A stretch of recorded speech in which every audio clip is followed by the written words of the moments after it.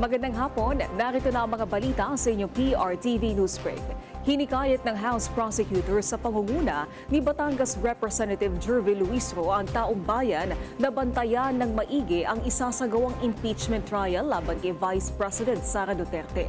Ayon kay Luisro, nais nila na ipakita sa publiko ang dokumento at mga lehitimong ebidensya laban sa pangalawang Pangulo. Handa sila na ipaliwanag at ipresenta sa mga senator judges ang mga ebidensya na magpapatunay sa mga pagkakasala ng Vice-Presidente. Sa ngayon ay dumalo sa pre-trial conference ang mga House prosecutors.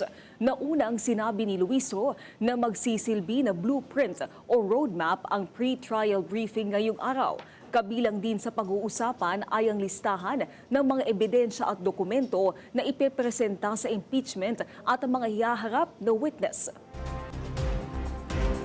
Nanawagan ng mga homeowners at neighborhood associations sa San Jose del Monte, Bulacan na ipaubaya na ng prime water infrastructure ang pamamahala ng tubig sa lugar sa ibang concessionaire. Sa kanilang manifesto, sinabi nila na dapat ay isipin ang kapakanan ng mga umaasa sa maayos na serbisyo ng tubig.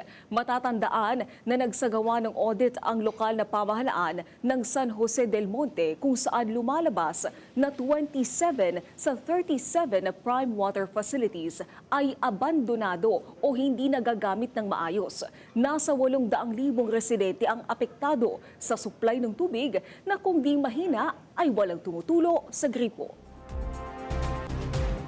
Government at private agencies sa Davao City nakiisa sa nationwide simultaneous earthquake drill. Sa detalye, alamin natin mula kay Noreen Igonia. Noreen.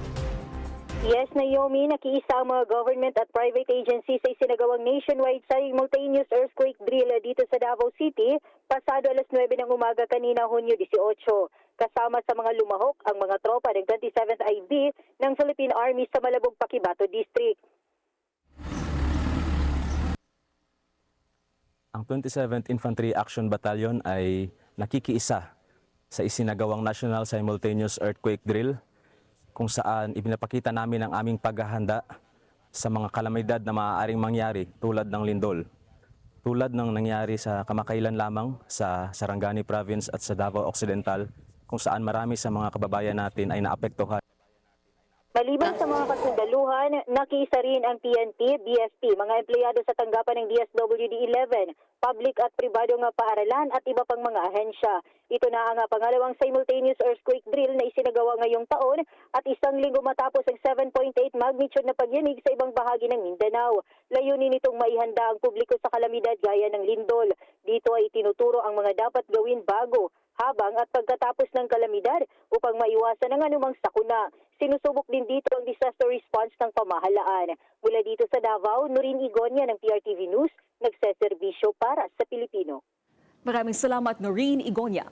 At yan ang mga balita ang nakalap ng inyong PRTV Newsbreak. Live kami sa free-to-air Beam Channel 31, Signal Channel 31 at sa YouTube. Tumutok din sa aming social media accounts sa Instagram, Facebook at TikTok sa @PRTV Prime Media. Ako po si Naomi Tiburcio. Magandang hapon.